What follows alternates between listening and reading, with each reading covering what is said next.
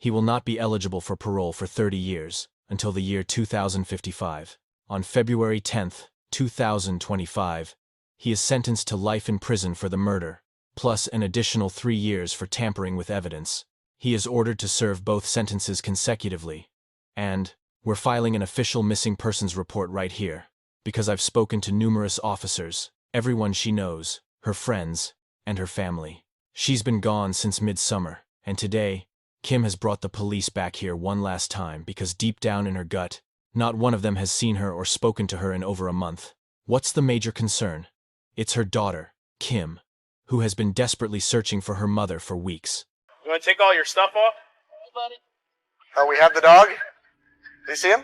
Inside, everything looks completely untouched. That's the police. I think he's been here, because you can hear the clock ticking. She has knocked on every door, called every hospital, and pleaded with every officer she could find. But nobody has seen her mother, Martha Robin. Well, if I were in your shoes and I'm not telling you how to feel, this should be something of a relief. You know, she's obviously not here, but it doesn't look like there are any signs of distress or, her stuff isn't thrown all over the place. She knows something is terribly wrong. She even tried to get her reported missing last week, convincing someone else to make the call. To the officers, this is just one more welfare check in a long week. But for Kim, it's the moment she has dreaded most. Because if her mother isn't here, then where could she be? I mean, he's long gone. The question now is what he did to her. There isn't a single pair of her shoes anywhere in sight. I know. No signs of a struggle. No forced entry. Just a quiet, eerily lifeless home. Martha lived by herself in a small, single-story house on the east side of town. On paper, it belonged to her. The house was in her name. The bills were paid, and her dog, Sammy, was always waiting by the door. But in reality, she shared the home with a man named David Callahan. Akron, Ohio. It's the kind of place where most folks know their neighbors, where routine feels safe and secure. Friends quietly wondered how long it would be before something awful finally happened. Martha had been battling mental health challenges for years, including schizophrenia, and at times, she would cycle in and out of the hospital. David used that instability to his advantage. Her on-again, off-again boyfriend of nearly 16 years. Their relationship was notoriously rocky. Police knew the address well, and neighbors often heard them shouting, and where nothing truly shocking ever seems to happen. But for 62-year-old Martha Robin Freitag, life had never really been peaceful. Knew that wasn't Martha's pattern at all. Yes, she struggled. And yes, she might disappear for a few days, but never for weeks, never without telling a soul, and certainly not leaving her medication or her beloved dog behind. Kim and her mother had always shared a complicated bond, one scarred by years of tension with David in the picture. He convinced outsiders that Martha was unpredictable, unreliable, and often confused. So when she stopped answering her phone calls, it was easy for him to just shrug and claim she'd wandered off again. But those who knew her best, especially her daughter Kim, so Kim went to the police over and over again, pleading with them to take her mother's disappearance seriously. At first, they didn't. The officers assumed Martha had chosen to cut contact, had maybe gone off her medication, or perhaps just wanted some distance. She remembered those late-night phone calls, her mother's whispering voice saying he's angry again, and then one night, those calls simply stopped. He resented Kim, called her a meddler, and claimed she filled Martha's head with paranoia. But Kim knew her mother was afraid of him. A neighbor told us a woman lives here alone. The landscaper mentioned the guy who was staying here is gone, but I saw him leave just yesterday. He has no right to be here. Because that's the problem. We've been out here already. We were here earlier, there's no mail piled up. The trash was taken to the curb. But as days turned into weeks, and weeks turned into months, the silence grew heavier. I don't know if you have a key to the house? No. Does anybody? Look, if I have to break in myself while you're standing right here, I will. If you think she'd press charges, so be it. I just need to know what happened to my mother. She won't press charges against me. That's not the issue here. The problem is her mental health. She's unwell. There's been a major conflict over ownership of this house. The problem is, we were banging on the door earlier and got no response. So he can post on her Facebook. He can get into her account and send messages, but funny how no one can actually answer the phone. We didn't have probable cause to force entry and search for her then. But enough time has passed. He's trespassing. This property is legally hers. I saw him selling her belongings out of his truck. Let me ask. The condition she has. Is it schizophrenia? There's been a major conflict over ownership of this house. The problem is, we were banging on the door earlier and got no response. Social services. They told me the last release of information form she signed for me was back in 2016. They said it's expired, so they can't tell me anything. But is she taking her medication? I have no idea. And now he has her phone again. He's put service back on it or something? Yes. Does anyone hold power of attorney for her? Or have any legal authority? No. And I was just down at… You can't hear her voice, though. I mean, what's our plan for today? I want to get inside that house and see what's going on. They wouldn't give me any information. And that's the thing. She's not the type to be angry and just cut everyone off, you know? He's messaging everyone she knows, even my old babysitter, pretending to be her. I know it's him sending them, saying she's with the Jehovah's Witnesses or something. I even have a mutual friend who is a witness. And they've heard nothing. No, that was last week as well. I went then, because when I tried to go yesterday, no. But the social worker sat right there with me and called every single local hospital. I even went to the Summit County Jail myself to see if she'd been booked. Inside, the lights were dark. The bed was unmade. Her mother's purse sat on the counter. The scene was a snapshot, frozen in time except for one deeply unsettling detail. So all communication from her has completely stopped. Let's be direct. What are you afraid of? That he's done something to her? But the truth of what happened to Martha Robin would soon reveal this was no ordinary missing person case. It was the start of a nightmare, one buried just feet from her own back door. By the first week of September, 2018, Kim's desperation had reached a fever pitch. Her mother had now been gone for almost 2 months. The garbage cans outside hadn't been touched in weeks. In a small town like this, a disappearance quickly dissolves into rumor. Some whispered she'd run off. Others figured she had relapsed. The curtains never moved, and the yard grew wild. Kim couldn't escape the chilling feeling that her mother never left at all. So she called the police one more time, insisting they search the property. As she pleaded with officers to search the home, she clung to the hope of finding a simple clue, a hastily written note, a packed suitcase, anything to suggest her mother had just left. But that's not what was waiting for her. Did you hear it? There's definitely something inside. Yeah, the air conditioner was running earlier, but it's off now. Akron police. Their body cameras rolled as they cautiously approached the silent home. Akron police. Someone's been in here recently. You can hear a clock ticking. It looks like he's cleared out. The only question now is, what did he do to her? There isn't a single pair of her shoes anywhere in here. Look, if it were me, and I'm not telling you what to think, I'd actually be a little relieved, you know? She's gone. But there are no obvious signs of a struggle. Night after night, she would drive by the house, praying to see a light on, but the windows remained stubbornly dark. The first real sign that something's wrong is the lack of Pepsi in the fridge, which tells me she hasn't been living here. No, she definitely hasn't. I'm telling you, he did something to her. I just know it.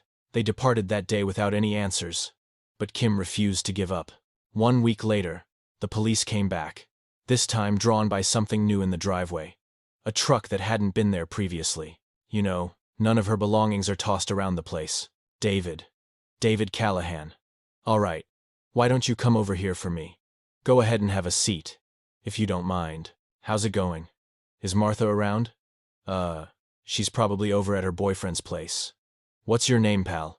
I don't even really know who the guy is. So, are you the only one living here? Just you and the dog? It's just me and the dog. She only comes by a couple of times a week these days. The truth is, we've actually been separated for a year. We've been sleeping in separate rooms for the last year, if you catch my drift. Let me just get your social security number real quick. She's been on and off her medication. I can't even count how many times. Everything's a big secret with her, I guess. She and her daughter are fighting again. 604 to computer. Well, that's actually part of why we're here. Because her family hasn't spoken to her since July. I don't see how. I know for a fact she's texted her. No, she definitely has. Sometimes she uses a different phone. Who are you receiving texts from? What? Who am I getting texts from? About her? No, she has another phone, I mean. And why do you figure she's at her boyfriend's? Oh, that's where she spends most of her time. Where's that located? I have no idea. I mean, I'm definitely making plans to move out slowly. It's just, I don't have the funds right now, you know? I'm trying to figure it out. Like I told you, I know she's seeing someone else. I've dated. What's the guy's name? I don't even know. I've never actually met him. So where does he live? I only see her here and there, you know. The house is legally in her name. We bought the place 8 years ago. Right? But you don't know for sure? No, I don't. Is she still in Ohio? Yeah, as far as I'm aware she is. When was the last time you actually spoke with her?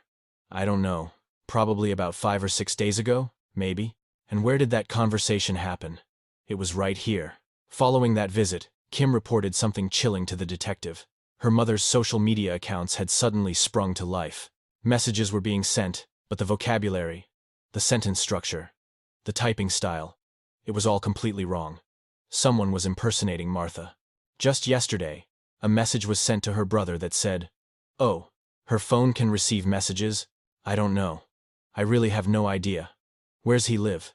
Akron? I would assume so. You would assume so." Just yesterday, a message was sent to her brother that said, "Oh, her phone can receive messages? I don't know. I really have no idea. Where's he live? Akron? I would assume so. You would assume so. Well, you just told me you were there. So where are you now? Oh, I'm getting something to eat now." Then, a post appeared on her messenger. So that was last year. She started getting real nasty about it, you know, wanting to split. So she's the one who decided to move out. But no calls though. It won't let me add minutes. So, I started sending messages to her mother's phone, saying, "Well, you just told me you were there. So where are you now? Oh, I'm getting something to eat now." Then, a post appeared on her messenger. "Stay put, I'm on my way right now."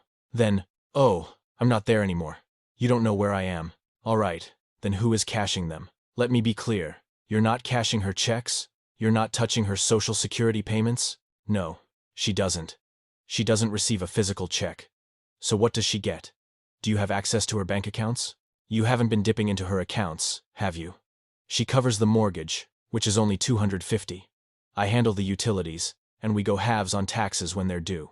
Every time they press him, his story completely falls apart. So you're telling me you have absolutely no idea what this boyfriend's name is? Whatever the cost ends up being. So if she hasn't been around, how exactly is she giving you her half of the money? Signal 37, 2 females on scene. She drops by, you know, a couple of random times a week. I mean, she's just been staying. Wherever.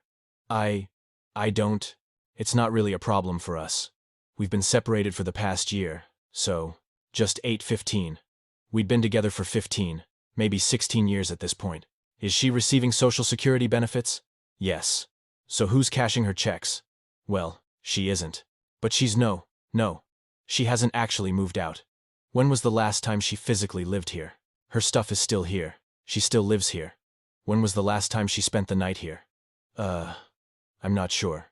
I want to say maybe 5 or 6 days ago, but I've only seen her once. What's today?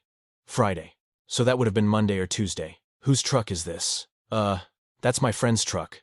Is she receiving social security benefits? Yes. So who's cashing her checks? Well, she isn't. And when one neighbor finally told police about a fire that raged for 2 straight days in the middle of August, the officers knew they had to dig deeper. My sister just put the house in her name.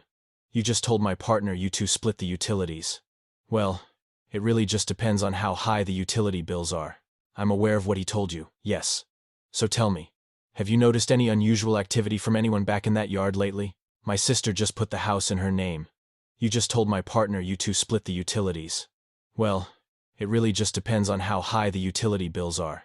That wasn't totally out of the ordinary, since they had fires all the time. When was the last time you saw or smelled anything burning? The last time I actually saw her was August 6th. By the end of the week, a palpable sense of unease settled over the neighborhood.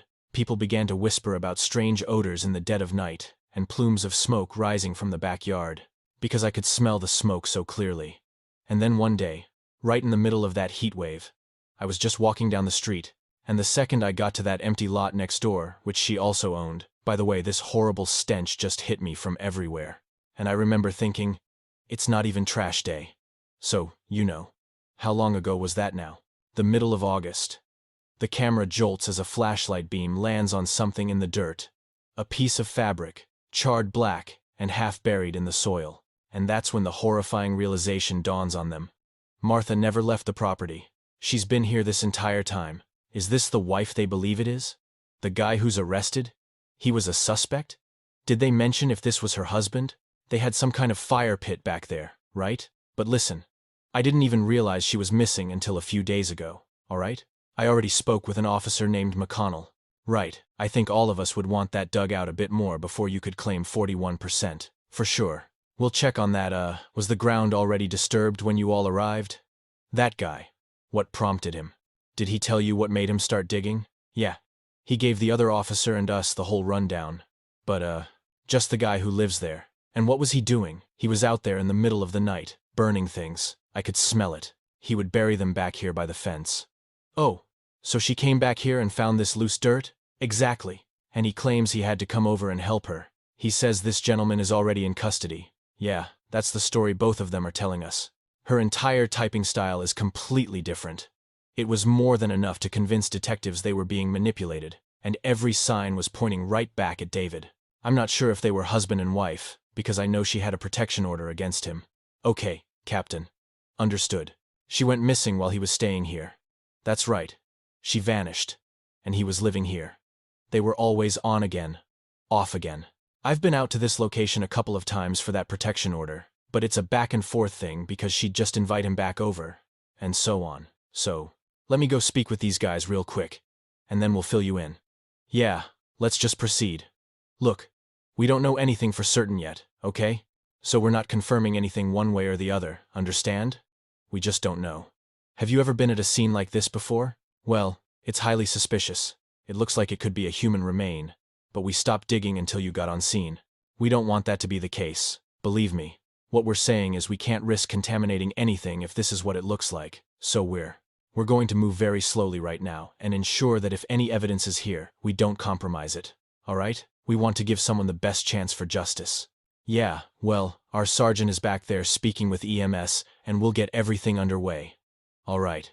She got an anonymous text about this guy you all arrested recently, saying if he wanted to get rid of someone, we'll keep you updated, and then we can connect you with people to talk to as well. As I said, with victim assistance, they are absolutely incredible. They handle situations just like this, and they'll talk with you and help you through this if it is her, okay? Can you tell if it's her? Not at this time, no. I don't even think they have the recovery team back there, the ones who will be handling the excavation. So for now, it's a waiting game, and we just have to. We have to wait and see. It becomes a tense waiting game while investigators await DNA confirmation. They already know who their prime suspect is. Inside the station, David Callahan sits alone in an interrogation room, a gray-walled box furnished with nothing but a table, 2 chairs, and a camera pointed directly at him. Initially, the detectives keep things casual. So, Robin, would you consider, were you two, like, boyfriend and girlfriend? Yeah, we've been together since 2002. Okay. A long time. It is a long time. How can you not know? I have to know. Look, listen to me. She goes on and off her medication. It's one of those things. I don't know if you've ever dealt with schizophrenia. Well, through my work, once they get something set in their mind, that's how it is. And, I would have to leave numerous times, just to diffuse the situation. Oh yeah. She had a diagnosis, a doctor, the whole 9 yards. She's been on disability since way before I ever came into the picture. Right, okay, back in 2002. Was she involved with any social services, or not as much as she probably should have been? Got it. I know she used to, years back. Now I think it's just every couple of months. Okay. So, when's the last time you actually spoke with her? I'd have to say it was the beginning of last month, August. Yeah, early August. Around the 3rd or 4th, maybe? Do you recall where that conversation took place? I was at our place. Okay. And she mentioned to me that she was heading down to Florida for a couple of weeks. I wasn't actually there. She called me while I was at work that day. I mean, I don't work a whole lot. Maybe just a couple of days a month. And what is it that you do for work? I assist a plumber. Okay. And what's this plumber's name? Like I said, I help out a plumber. Just a couple of days a month. He's trying to paint this picture of himself as the long-suffering boyfriend who couldn't handle it anymore. But every word out of his mouth just raises another red flag. First, he claims he last saw her in early August when she left for Florida to visit her dying father. Then, the story changes. She came back and was suddenly seeing someone new. By the fifth version of his story, it's clear even he can't keep his lies straight. Did she have a restraining order against you? Was it a TPO or a CPO? So, a formal order? A TPO, I think it was active for about 6 months. Were you ever arrested because of it? No. And look, here's the thing about that. Yeah, I mean, she's just, she's called the cops on me half a dozen times, and I have never once laid a hand on her. There's never been a single scratch on her. I assist a plumber. Okay, and what's this plumber's name? Like I said, I help out a plumber. She gets angry, and I just take off. She gets it in her head that I'm out chasing after every woman with a pulse, That's really what, That's what made her mad at me in the first place, She just wanted to fight all the time, and I just, Any police report you pull is going to tell you the exact same thing. She. And usually, it worked. I mean, we always managed to work things out before, but I just don't get why she hasn't surfaced. I just figured, getting out of the house for a day or two at a time would let everything cool off. Who said that? I don't. Who told you that? Her daughter. Okay, I have a strong feeling she relapsed, Started smoking that stuff again, because I found paraphernalia at the house. I mean, her birthday is tomorrow. Is that right? I've tried, I don't know, 3 or 4 times over the past couple of years. I really, truly don't, They're saying she never even went to Florida. That's just, I feel sick to my stomach. She would be standing right on this porch, screaming at them, screaming at me, and they'd just tell me she didn't meet the criteria for an evaluation. Well, what does meet the criteria? Does she have to be homicidal? So she's got to stab me in my sleep or do something. Something really out there? Yeah.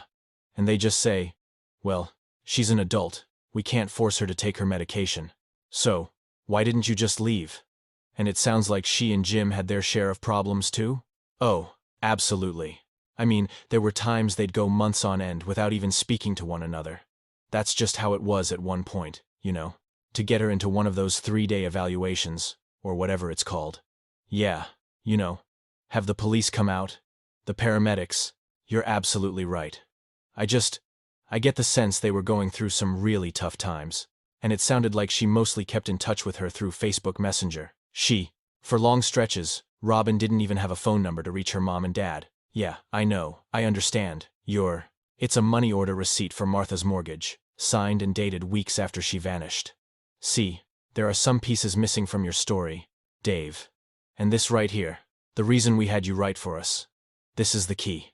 Because that's your handwriting, and you just wrote out your sister's name for me. It's a dead match.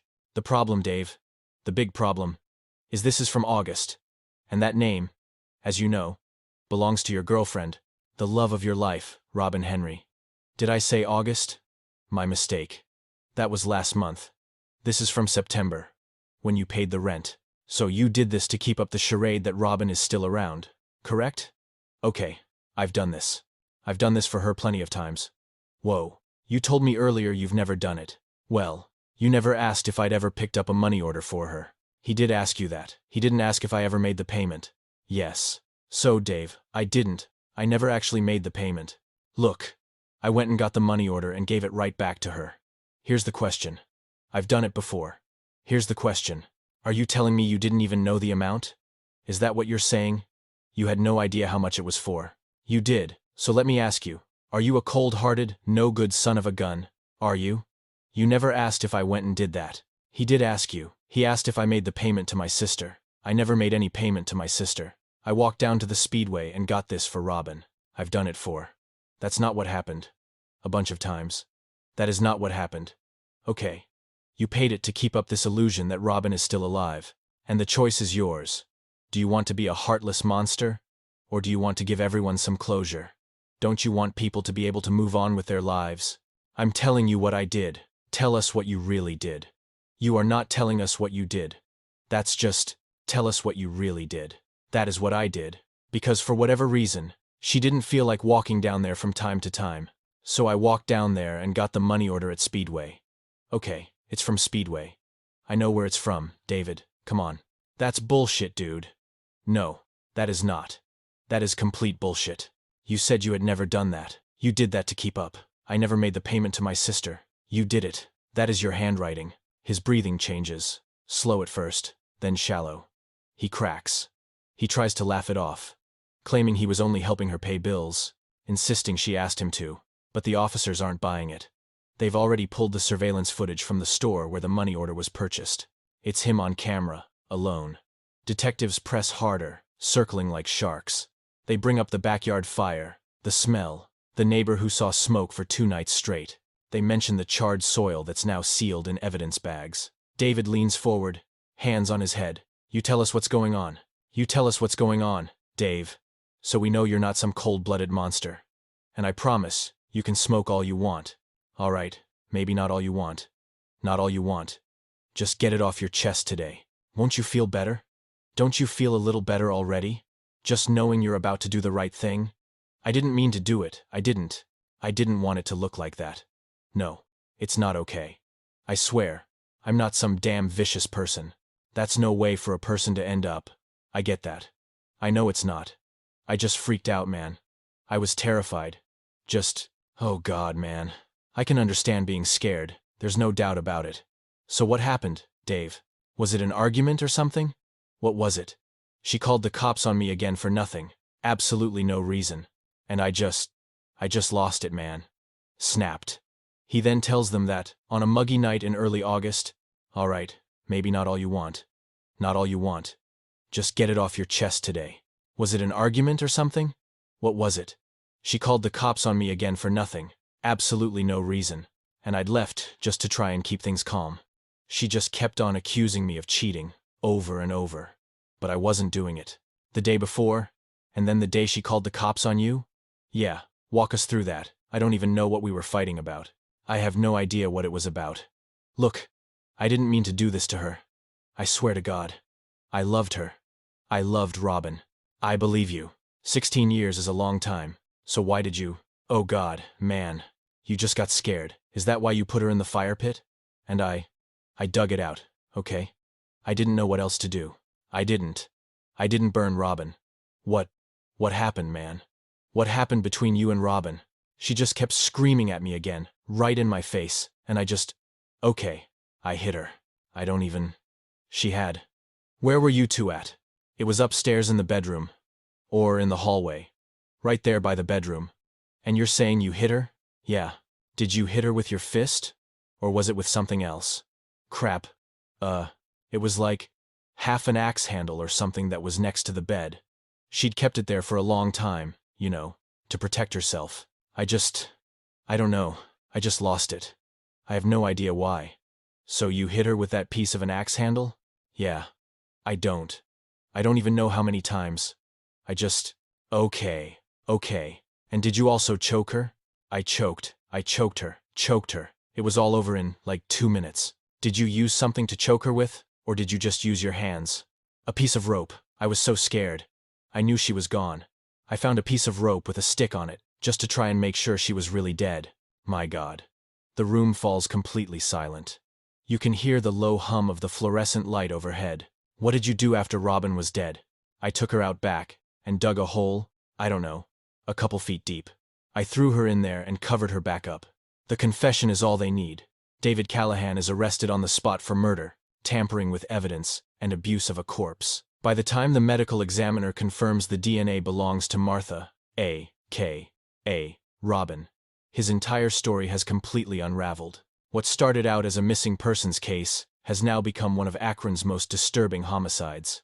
It's a chilling reminder of how easily a victim's voice can be silenced behind closed doors. Martha had even filed for a restraining order at one point, pleading with officers to protect her. Hey, what's happening here? Are you the ones I called? Yes, that was me. Look, here's what's going on. I'm bringing up something that happened 14 months ago. The statute of limitations for sexual harassment is 10 years. Isn't it? It is, right? Wait, what? 10 years? It's a 10-year statute of limitations. The people downtown, they already know about it. This isn't news to some of them. Okay, so I dialed 911 that night. 2 nights before that, I called 911, and he just wouldn't come out. He was acting completely out of his mind, you get me? Then, on the 3rd night, I had to call again after 1 in the morning because of his ex, all right? And after that, well, I finally got a restraining order against him. And then, I don't know you, What are you doing over here? I'm talking to him. Why are you all up in my space like this? 'Cause I feel like it. Fine, whatever. I'm talking to the officer over there. Okay, just okay. But over time, like so many caught in the web of domestic control, she began to buy into the lies he sold her that he was her protector. And that is what makes this crime so profoundly cruel. David didn't take a stranger's life. He ended the life of the one person who had placed all her trust in him. The detective sat across the table, saying nothing, as he finished spinning his story. When he was done, one of them finally cut through the silence. Hey, just so you know, we've spoken with the prosecutor. For now, you're going to be charged with murder, abuse of a corpse, and tampering with evidence. What began with a desperate daughter's missing person call ended with the discovery of a horrifying secret, buried just steps from her mother's own door. For weeks, Kim pleaded with officers to search again, and when they finally did, they unearthed the truth that had been hiding in plain sight all along. Martha never left her home. She had been there the entire time, silenced by the man who couldn't stand the thought of letting her go. Evil doesn't always hide in the darkness. Sometimes, it sits across the dinner table, pretending to care. Martha's story is a chilling reminder that silence can be lethal, and that sometimes the people we are taught to trust the most are the ones we should truly fear. If this case was as impactful for you as it was for us, be sure to like, share, and subscribe so more stories like Martha's are never forgotten.